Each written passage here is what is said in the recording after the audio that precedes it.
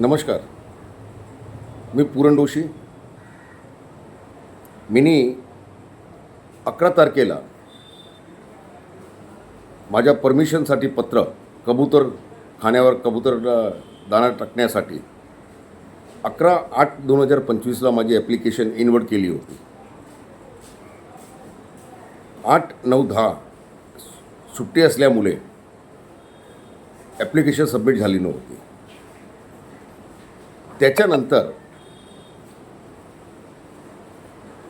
प्रत्येक न्यूजपेपरमध्ये जे बातमी आली त्याच्यामध्ये महानगरपालिकाने सांगितलं फक्त 3 ॲप्लिकेशन आलेली आहेत आणि त्या तिघांवर ॲप्लिकेशनवर महानगरपालिकाने सजेशन आणि ऑब्जेक्शन मागवले आहेत. ही माझी ॲप्लिकेशनची कॉपी आहे. हा डेट बघावा, 11 तारीखचा आहे आणि कुठे दिले ते पण बघा.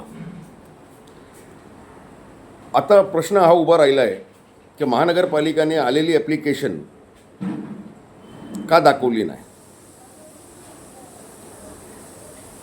आणि महानगरपालिका जेव्हा सजेशन आणि ऑब्जेक्शन घेते तर त्याच्यामध्ये किती ते सत्यतेने करणार आहेत.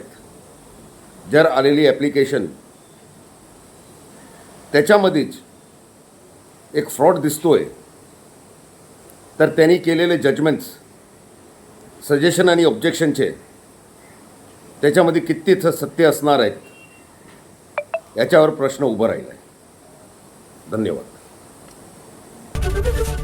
एबीपी माझा, उघडा डोळे बघा नीट.